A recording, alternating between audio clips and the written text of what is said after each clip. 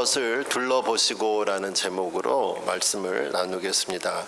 하루에 이제 하루를 시작하면서 해가 있을 때는 우리가 정신없이 또 살지요. 그러다가 해가 떨어지는 그 저녁 시간이 되면 우리를 차분하게 합니다. 낮에는 해가 있는 동안에는 정신없이 일하고 놀기도 하지만 이제 어두워지기 시작하면 이제 집으로 돌아갈 준비를 하지요. 혹시 늦게라도 혼자 일을 하거나 공부 또는 집에 있다 보면 그날 일어난 일들을 또 하루를 마무리하면서 우리가 되돌아보는 시간을 또 갖기도 하죠. 그리고 졸업이나 은퇴를 앞두고 있을 경우에는 그냥 하루 정도를 되돌아보는 것이 아니라 그 학교 기간 동안의 삶, 은퇴를 앞두고는 거의 40년, 50년 동안 일을 했던 나의 삶을 또 한번 되돌아보는 경우가 있습니다. 그리고 앞으로는 또 어떻게 살아가야 되나, 뭐 해야지? 이런 여러 가지 생각을 하기도 하죠. 오늘 성경 본문에서 예수님은 오늘을 주일을 중심으로 이제 5일 되시는 금요일에 십자가에 이제 죽으시게 되고요. 이제 그 기간에 이제 예수님의 마지막 6월절 명절을 맞아 예수님께서 예루살렘을 방문하셨습니다. 수많은 사람들이 지난 3년 동안 예수님께 열광했죠. 사람들은 예수님의 병 고치는 능력, 또 몇천 명을 먹이시는 기적 등을 통해서 예수님께서 나라를 잃은 이스라엘을 위해 큰 일을 행하실 것을 기대했습니다. 예수님은 사람들의 이러한 기대와 또 환영 속에 예루살렘을 오늘 들어오시거죠. 그리고 오늘 11장 11절에 예수님이 이제 다 모든 환영이 끝나고 이렇게 말씀하세요. 이렇게 기록되어 있습니다. 그날 그 썬데이, 그날 들어가신 그날 무슨 일이 저녁에 있었는지. 예수께서 예루살렘에 이르러 성전에 들어가 모든 것을 보시고 이미 다 환영 의식은 다 지나갔고 나서 때가 이미 저물매 12 제자를 데리시고 베다니에 나가시니라. 예수님은 사람들의 환호성을 들으며 예루살렘에 있는 그 후에 성전에 이제 바로 가셨어요. 그리고 모든 것을 둘러보셨다고 말을 하고 그 때가 이미 저물었다고 말을 하고 있습니다. 그리고 나서는 베다니로 가셨다고 그래요. 예루살렘에서. 베다니는 예루살렘에서 걸어서 한 30분 정도, 1km 조금 안 되는 그런 거리에 이제 있습니다. 예수님께서 늦은 시간에 오셔서 또 많은 일을 하실 수 없으니까 성전만 보고 가신 건지 왜 그런지 모르지만 이미 늦었고 성전을 다 둘러보셨다고 해요. 해가 저물어서 늦은 그 저녁 시간에 예수님께서는 성전을 보시면서 무슨 생각을 하셨을까요? 그리고 성전을 둘러보셨다고 하셨는데 예수님께서 무엇을 그때 둘러보셨을까요? 성전에 어떤 모습을 보셨을까요? 우리가 부모님이 여행을 가시고 나면 자녀들만 이제 집에 있는 경우가 있죠. 그렇게 되면 자녀들이 매일같이 먹은 거 바로바로 청소하고 하면 좋겠지만 그렇지도 않은 경우가 있어요. 그러면 어머니 아버지가 집에 딱 돌아왔는데 막 부엌에는 싱크에는 음식이 꽉 쌓여있죠. 쓰레기통에는 쓰레기 안 버려서 냄새 확확 나죠. 그러면 막 썩은 냄새로 코가 아프고 그래요. 그럼 부모님이 오셔서 창문 열고 이제 청소하기 막 시작을 하죠. 그래야 집이 제대로 제 모습을 찾기 때문입니다. 지금 예수님께서 성전을 둘러보신 날, 그날은 일요일이라고 그랬죠. 썬데이예요. 오늘 같은 일요일 썬데이입니다. 그 전날은 토요일이에요. 토요일 일요일이죠. 이스라엘 사람들 유대인들에게 토요일은 안식일이라고 그랬죠. 안식일, 쉬는 날이에요. 장사 절대 못합니다. 아무것도 못해요. 그냥 집에서 쉬어야 돼요. 음식도 미리 금요일날 해놓은 거 먹죠. 음식도 못하니까. 그렇게 철저하게 안식일을 토요일에 지냈습니다. 그리고 오늘 예수님이 가신 날은 일요일이에요. 썬데이. 안식일 다음 날. 마음껏 장사할 수 있는 일상이 다시 한번 시작된 겁니다. 우리의 개념으로는 월요일 뭐 이렇게 직장 돌아가야 되는 날 이런 개념이죠. 그날 일요일인데요.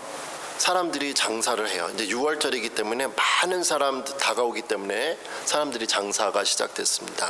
근데 성전에서도 그날 예수님이 일요일 날 들어가시고 하루가 다 끝나고 장사가 다 끝나가는 그 저녁 무렵에 장사들이 있는 사람들이 매매가 이루어져가는 그러한 모습을 보시고 이제 베다니로 가신 거죠.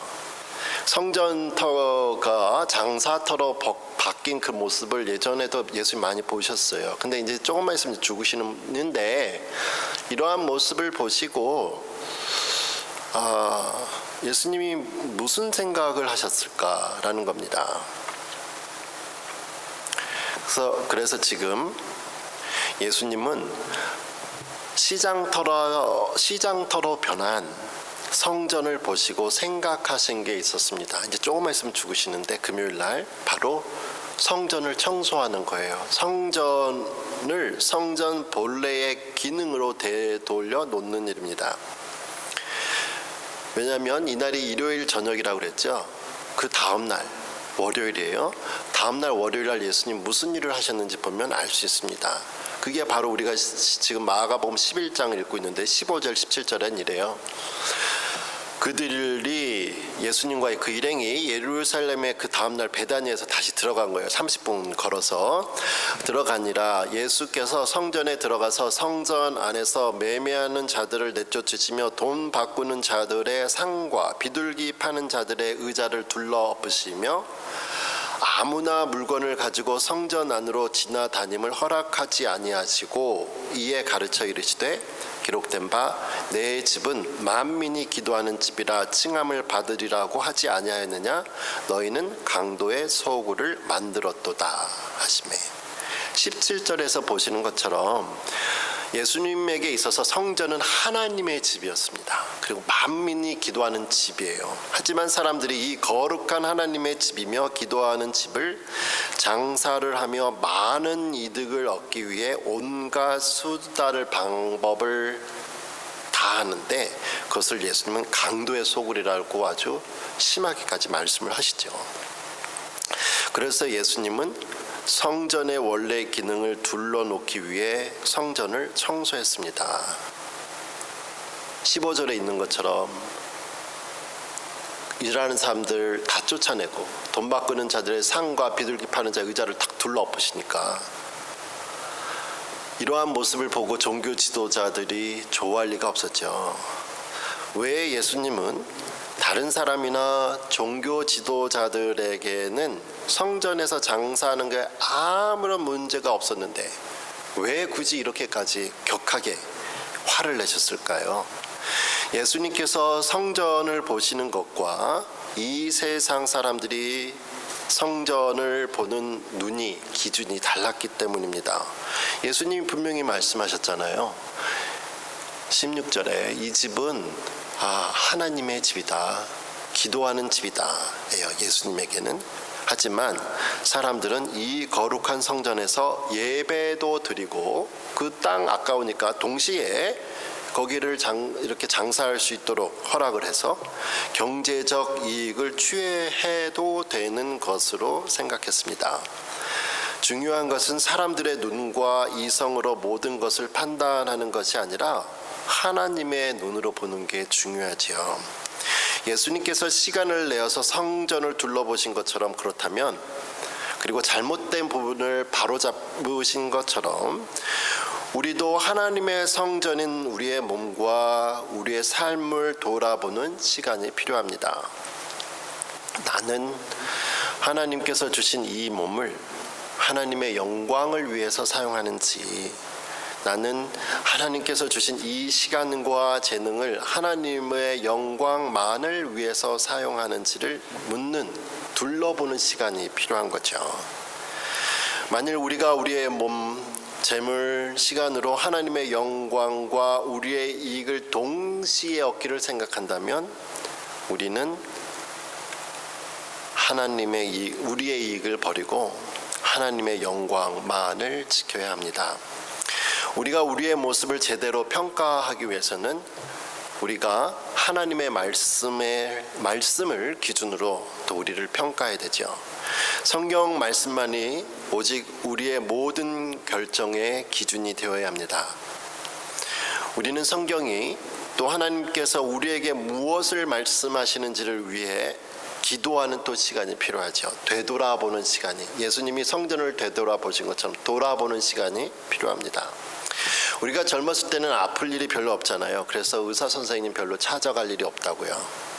정기검진 1년에 몇 번 하라는데 안 가도 우린 건강해요. 젊을 때는.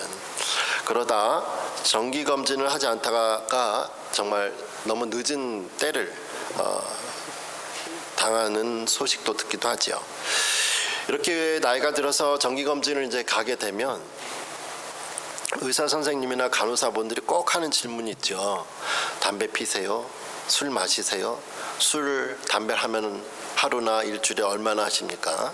잠은 잘 자나요? 무슨 걱정거리 있습니까? 그리고는 몸 누웠게 하더니 몸 여기저기 막 콕콕 찔러보지. 아픈 데 있냐 물어봐요. 간단한 검사 같지만 의사의 눈은 일반인의 눈과 다르잖아요. 의사분은 우리가 건강하기를 바라며 이런 단순한 검사와 또 질문들을 합니다. 예수님은 무너진 성전의 의미를 바로 세우기 위해 이 땅에 오셨어요. 사람들의 마음속에 자리 잡은 이 땅의 모든 욕심을 깨끗이 하시고 그 안에 하나님의 거룩한 영이신 성령님을 주시기 위해 이 땅에 오셨습니다. 그럼에도 불구하고 하나님의 영이 거하시는 거룩한 우리의 성전은 거룩함을 잃어가고 있죠. 의사 선생님이 건강 검진할 때처럼 우리도 우리의 영혼이 건강한지를 확인하는 기본적인 질문들을 해야 합니다. 뭘까요? 담배 피우세요? 술 마시세요? 잠 잘 자나요? 이런 기본적인 질문들처럼 우리의 영혼이 건강한지를 묻기 위해서는 성경 읽습니까? 성경을 읽으면 얼마나 자주 읽으세요? 기도는 하시나요? 기도를 하신다면 얼마나 기도를 하십니까? 미워하거나 질투하는 것은 없습니까? 돈이나 진로 때문에 걱정하고 밤에 못 자는 경우는 없습니까? 저는 오늘 성경 본문에서 예수님께서 장사터로 변한 성전을 보시고 어떤 마음으로 보셨나를 다시 한번 생각해 봤습니다. 그날 일요일날 밤에 저녁에 장사터로 변한 이 성전을 보면서 예수님이 어떤 마음이었을까?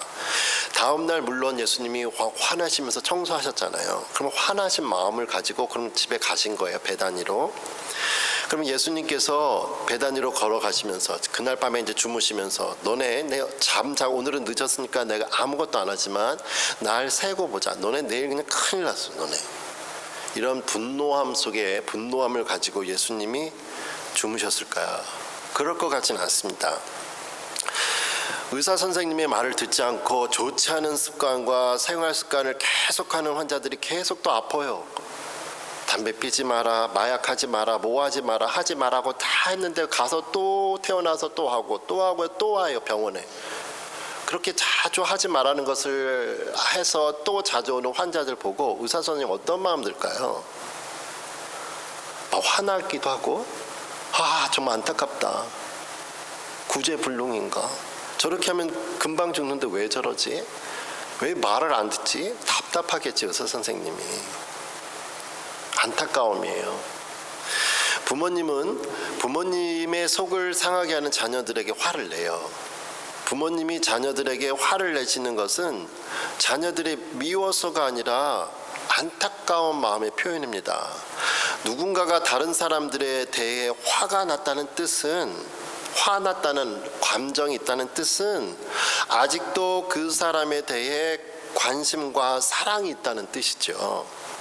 아주 많이 화나면 화날수록 그 사람에 대해서 아직 많이 사랑한다는 뜻입니다. 그래서 사랑의 반대말은 미움이 아니라 뭐라 그랬죠? 무관심. 알아서 해라. 사랑하지 않으면 뭐 그렇게 살다 죽던지 말든지 알아서 해라. 근데 안타까움이 있다는 거예요.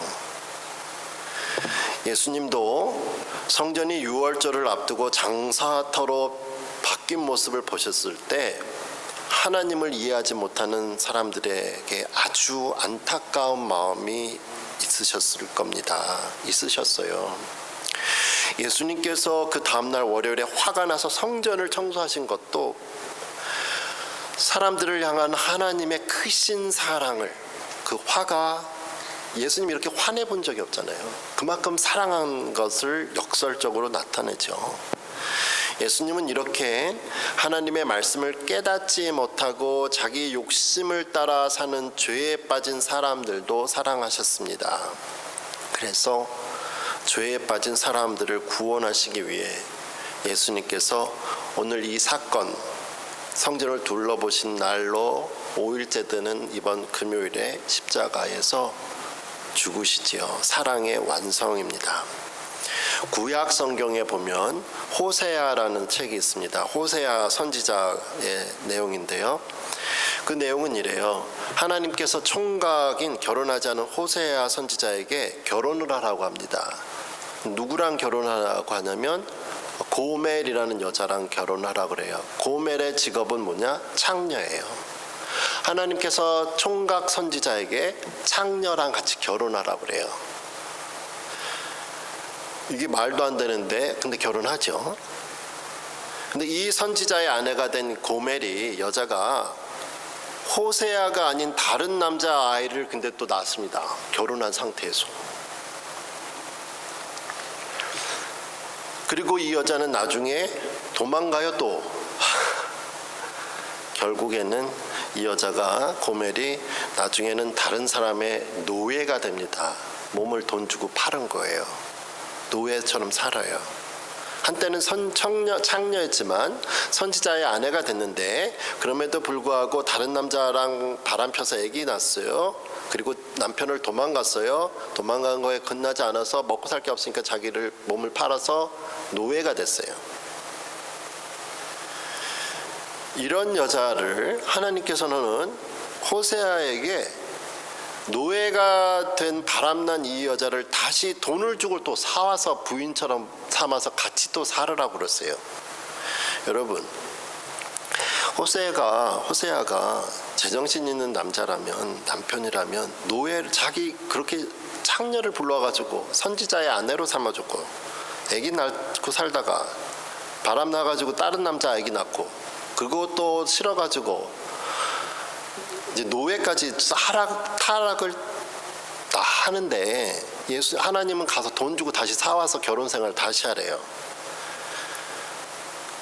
그러한 아내를, 지금 노예가 된 고멜을 찾으러 가고 돈 주고 살아러 가는 호세아, 그러한 모습을 보는 호세아의 눈, 어떤 눈으로 호세아가 고멜을, 여자를 쳐다봤을까요? 이 일은 정말 제정신이 있는 사람은 할 수 있는 일이 아니죠.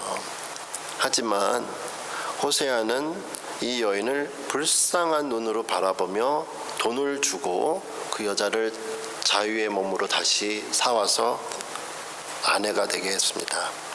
호세아의 결론에 보면 호세아는 이 여자가 변화돼서 이제 둘이서 행복하게 사는 것을 암시합니다. 여기서 호세아는 하나님을 나타내요. 호세아의 아내 고멜은 이스라엘을 나타냅니다. 호세아와 이 창녀의 결혼은 하나님께서 죄인을 신부로 삼으신 것을 의미합니다. 하지만 이 여인이 다른 남자의 아이를 낳은 것은 이 여자가 하나님을 떠나서 세상을 또 쫓아 사랑한 것을 의미하고요. 그리고 이 여자가 노예의 신분으로까지 또 떨어진 것은 한없이 죄의 구렁텅이에 빠지게 되는 이스라엘을 의미합니다. 그래도 호세아가 이 여인을 돈을 주고 다시 사와서 자유의 몸으로 또 호세아와 행복하게 산 것은 하나님께서 죄인된 사람들을 예수님의 피값으로 구원하신 것을, 하나님의 신부로, 예수님의 신부로 다시 회복하는 것을 의미합니다. 그래서 이 호세아의 말의 의미는 뭐냐? 호세아는 구약 성경에 다른 책인 여호수아와 똑같은 의미를 가지고 있습니다. 그 뜻은 구원이에요. 구원, 구했다, 구원. 신약 성경에 구원이란 이름에 또 하나 있죠. 바로 예수님, 예수. 그 뜻은 구원입니다. 구원자. 구약에서 호세아는 죄인을 사랑하되 끝까지 사랑하시는 하나님을 나타내고 있습니다. 죄인을 사랑하시되 끝까지 사랑하시는 예수님께서는 오늘도 성경 말씀대로 살지 못하는 우리를 보시고 화도 내시지만 그것은 우리를 향한 하나님의 사랑입니다. 우리를 향한 안타까운 눈으로 불쌍히 보시는 예수님께서 우리를 위해 죽으셨습니다. 예수님은 우리를 사랑하시되 하나님의 아들을 죽이시기까지 사랑하시는 하나님의 한없는 긍휼과 자비가 함께 하시는 이번 고난주간과 특별히 금요일 예수님 돌아가신 그날인데, 그리고 우리의 남은 삶 되시기를 축원합니다. 아멘. 기도합니다.